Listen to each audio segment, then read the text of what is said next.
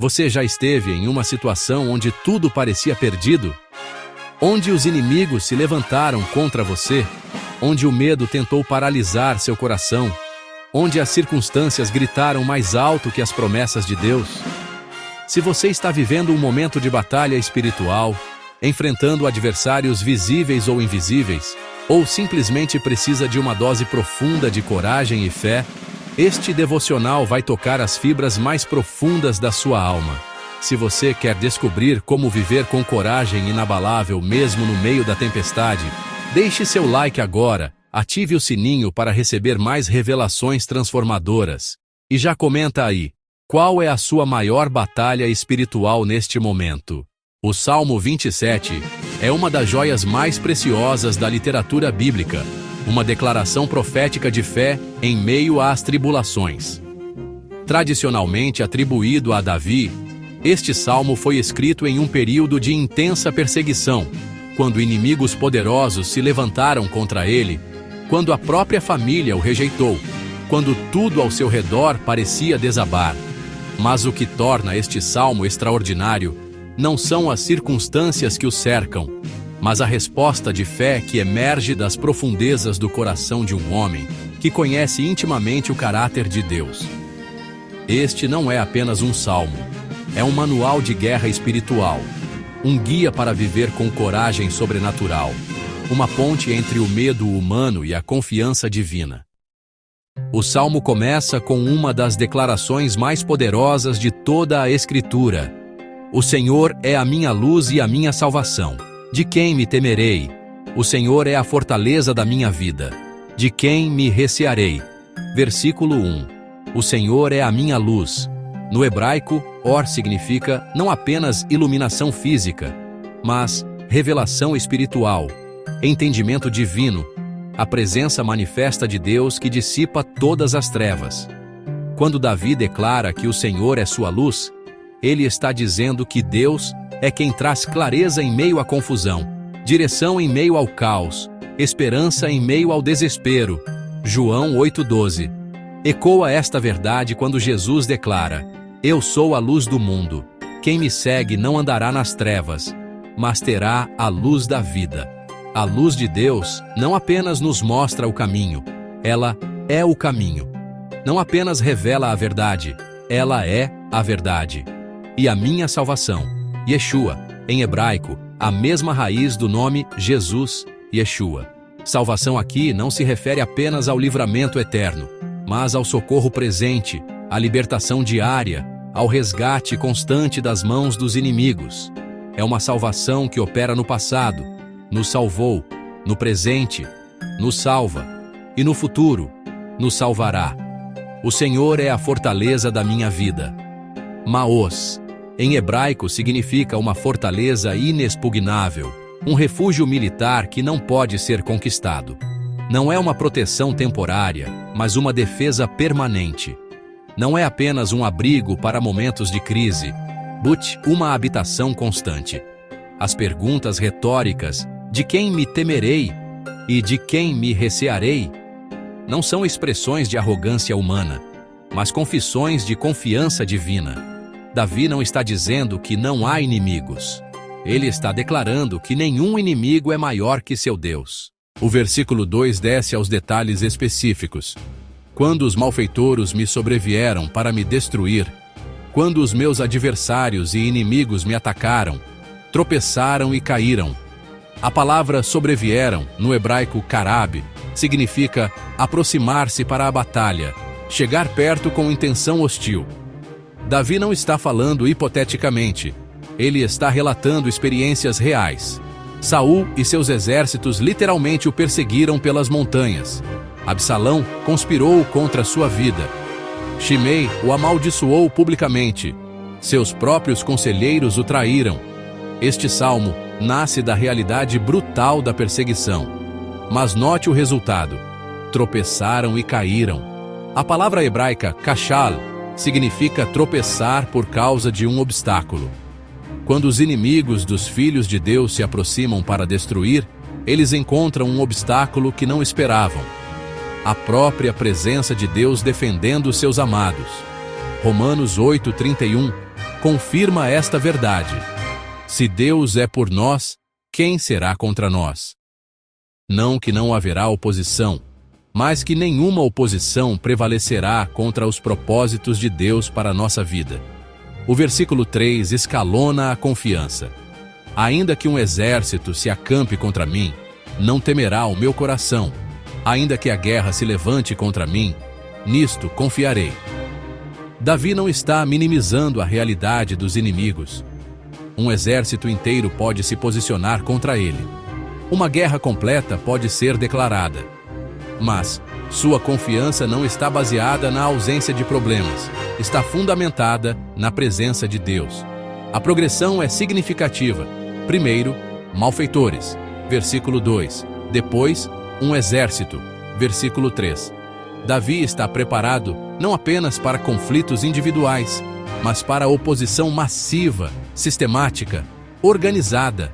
Efésios 6:12 nos lembra que não é contra carne e sangue que temos que lutar, mas sim contra os principados, contra as potestades, contra os príncipes do mundo destas trevas, contra as hostes espirituais da iniquidade nas regiões celestes. O versículo 4 revela o segredo da coragem inabalável de Davi. Uma coisa peço ao Senhor e a buscarei, que possa morar na casa do Senhor todos os dias da minha vida, para contemplar a beleza do Senhor e meditar no seu templo. Uma coisa, no meio de todas as batalhas, todas as preocupações, todas as necessidades urgentes, Davi tem uma única prioridade. Em hebraico, Echad enfatiza unicidade, singularidade de foco. Como Maria de Betânia, que escolheu a boa parte, Davi escolhe a única coisa necessária.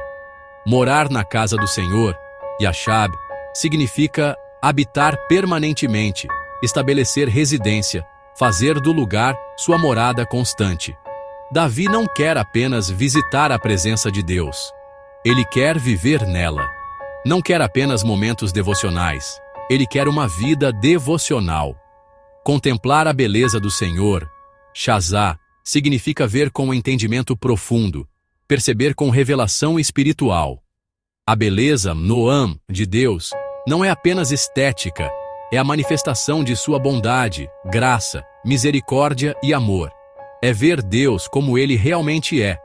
E meditar no seu templo, Bacar, significa investigar cuidadosamente, examinar com atenção, buscar com diligência. O templo aqui não é apenas um edifício. É a presença manifesta de Deus, o lugar onde céu e terra se encontram. Esta é a teologia de Davi. Quanto mais tempo passamos na presença de Deus, menor ficam nossos inimigos.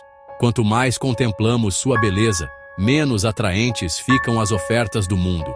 Quanto mais meditamos em sua grandeza, menores ficam nossos problemas. O versículo 5 conecta intimidade com proteção. Pois no dia da adversidade, ele me esconderá no seu pavilhão, no recôndito do seu tabernáculo me acolherá, sobre uma rocha me elevará. No dia da adversidade, Yom Ha'ah, literalmente, no dia do mal. Davi não está vivendo uma fantasia onde problemas não existem. Ele reconhece que haverá dias específicos de adversidade intensa, momentos definidos de ataque do inimigo. Me esconderá no seu pavilhão. Sukkahir é uma tenda ou cabana, mas aqui se refere ao tabernáculo secreto de Deus, um lugar de intimidade divina onde os inimigos não podem entrar. É como se Deus tivesse um quarto secreto reservado especificamente para momentos de crise. No recôndito do seu tabernáculo. Seter significa lugar secreto, esconderijo, lugar oculto.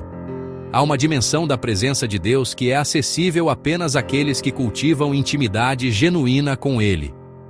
Sobre uma rocha me elevará. Tzur não é apenas uma pedra, mas uma rocha maciça, uma formação rochosa inexpugnável. Deus não apenas nos protege, Ele nos posiciona em vantagem estratégica sobre nossos inimigos. O versículo 6 celebra a vitória antecipada. Assim, se elevará a minha cabeça sobre os meus inimigos que estão ao redor de mim. No seu tabernáculo, oferecerei sacrifícios de júbilo, cantarei e salmodiarei ao Senhor. Se elevará a minha cabeça, uma expressão de triunfo, honra restaurada, dignidade recuperada. Em culturas antigas, elevar a cabeça significava vitória completa sobre os adversários. Sacrifícios de júbilo, Zebah, Teruah, ofertas acompanhadas de gritos de vitória, celebração barulhenta, alegria explosiva. Davi está tão certo da vitória de Deus que já está planejando a festa de comemoração. Este é o padrão bíblico. Adoração na batalha produz vitória após a batalha. Segundo Crônicas 20 mostra, Josafá enviando os adoradores à frente do exército e Deus entregando a vitória antes mesmo da luta física. O versículo 7 marca uma transição do salmo, movendo da declaração de fé para a oração urgente. Ouve, Senhor, a minha voz quando clamo. Tem piedade de mim e responde-me. Mesmo na fé mais forte, há lugar para a súplica. Davi não está fingindo que tudo está fácil. Ele está clamando genuinamente por socorro divino. A fé verdadeira não elimina a necessidade de oração. Ela intensifica a confiança de que Deus responderá. O versículo 8 revela o coração da busca de Davi. Quanto a ti, diz o meu coração, buscai a minha face. A tua face, Senhor, buscarei.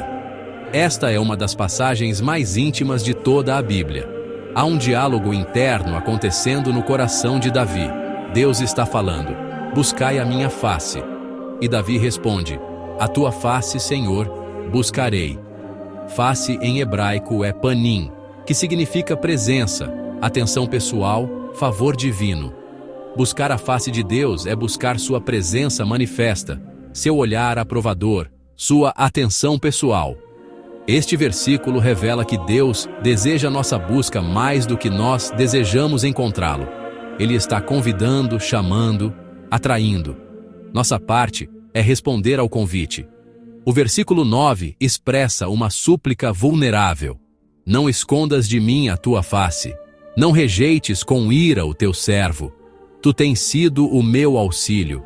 Não me desampares, nem me deixes, ó Deus da minha salvação. Mesmo um homem de fé como Davi tem momentos de vulnerabilidade onde teme ser rejeitado por Deus. Não escondas sugere que há momentos onde Deus parece silencioso, distante, indisponível. Tu tens sido o meu auxílio. Davi fundamenta seu pedido presente na fidelidade passada de Deus. Esta é uma estratégia espiritual poderosa, lembrar Deus e a nós mesmos de como Ele já nos socorreu antes. O versículo 10 aborda uma das dores mais profundas da experiência humana. Ainda que meu pai e minha mãe me desamparem, o Senhor me acolherá. Davi está falando da possibilidade mais devastadora, rejeição familiar. Em culturas antigas, ser rejeitado pelos pais significava perda completa de identidade, segurança e futuro. Mas Davi declara que mesmo no abandono humano mais profundo, há acolhimento divino disponível. Me acolherá, Asaf, significa recolher, resgatar, adotar. Quando os relacionamentos humanos falham, Deus se torna nossa família. Quando pais terrestres nos rejeitam, o Pai Celestial nos adota. Os versículos 11 e 12 pedem por direção e proteção específicas. Ensina-me, Senhor, o teu caminho e guia-me por vereda plana, por causa dos que me espreitam. Não me entregues à sanha dos meus adversários, porque se levantaram contra mim falsas testemunhas que respiram violência.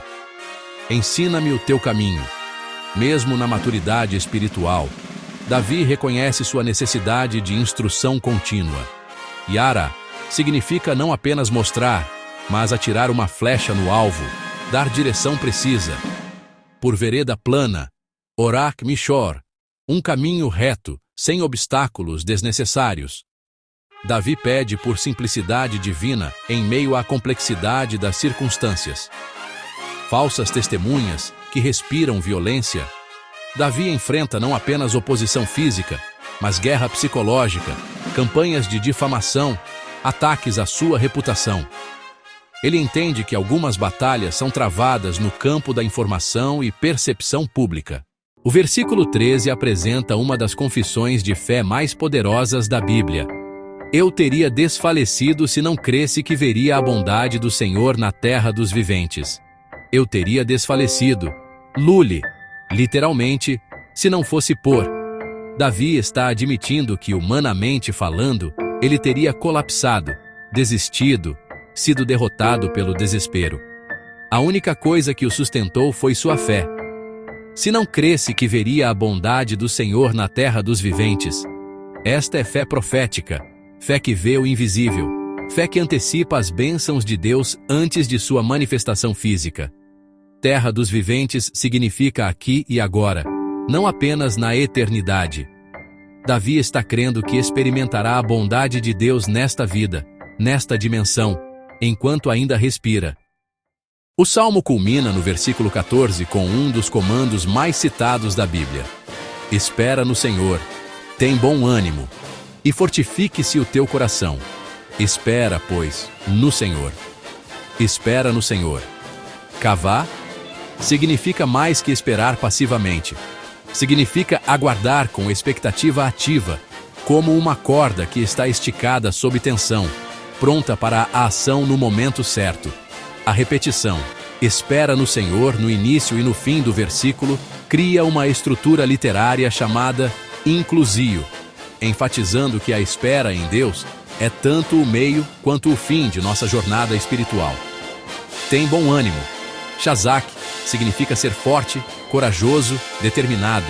É um comando, não uma sugestão. Coragem não é ausência de medo, é escolha de confiar em Deus apesar do medo. Fortifique-se o teu coração. O coração é o centro da pessoa, o lugar onde decisões são tomadas. Davi está comandando uma fortificação intencional do centro de comando espiritual. Como aplicamos as verdades profundas do Salmo 27 em nossa vida hoje? Primeiro, precisamos estabelecer nossa identidade primária na luz e salvação do Senhor. Antes de sermos qualquer outra coisa, profissionais, cônjuges, pais, somos aqueles para quem o Senhor é luz e salvação. Segundo, precisamos cultivar a uma coisa, a prioridade singular de habitar na presença de Deus. Em um mundo de 1000 distrações e urgências, Davi nos ensina que há uma coisa que não pode ser negociada: nossa intimidade com Deus. Terceiro, precisamos aprender a adorar na batalha. O versículo 6 mostra Davi oferecendo sacrifícios de júbilo, enquanto ainda está cercado por inimigos. Adoração não é reação às circunstâncias, é declaração de fé que transcende circunstâncias. Quarto, precisamos buscar ativamente a face de Deus. O versículo 8 mostra que Deus está convidando nossa busca, mas cabe a nós responder ao convite. Buscar sua face significa priorizar sua presença acima de suas bênçãos. Quinto, precisamos aprender a esperar com expectativa ativa. A espera bíblica não é resignação passiva, mas confiança ativa que se prepara para a intervenção divina. O Salmo 27 também nos ensina sobre diferentes níveis de oposição espiritual. Há os malfeitores individuais, versículo 2. Os exércitos organizados, versículo 3. As falsas testemunhas, versículo 12. Cada nível requer uma resposta de fé apropriada, mas todas são superadas pela mesma verdade fundamental: o Senhor é maior. Este salmo também revela a progressão da vida espiritual madura. Começa com declaração, versículos 1 a 6, move para petição, versículos 7 e 12, e termina com exortação, versículos 13 e 14. Esta é a jornada de todo crente, da confissão à súplica a encorajamento dos outros. A estrutura do salmo também é significativa. Os primeiros 6 versículos são caracterizados por confiança triunfante, os próximos 6 por súplica vulnerável, o último por exortação madura. Esta não é contradição, é honestidade espiritual. Até mesmo gigantes da fé têm momentos de vulnerabilidade e necessidade de encorajamento. O Salmo 27 nos prepara para 3 tipos de batalhas que todo cristão enfrentará: batalhas externas, inimigos físicos e circunstanciais, batalhas relacionais, rejeição familiar e social, e batalhas internas, medo, dúvida, desânimo. Para batalhas externas, nossa estratégia é declarar que o Senhor é a fortaleza da minha vida. Para batalhas relacionais, nossa consolação é que o Senhor me acolherá. Para batalhas internas, nossa disciplina é esperar no Senhor. Este salmo também estabelece a teologia bíblica da proteção divina. Não é ausência de problemas, mas presença de Deus nos problemas. Não é eliminação de inimigos, mas superioridade sobre inimigos. Não é vida fácil, mas vida vitoriosa. O Salmo 27 encontra seu cumprimento máximo em Jesus Cristo. Jesus é a luz do mundo que dissipa todas as trevas. Jesus é a salvação que liberta de todos os inimigos. Jesus é o templo onde contemplamos a beleza de Deus. Jesus é a rocha sobre a qual somos edificados.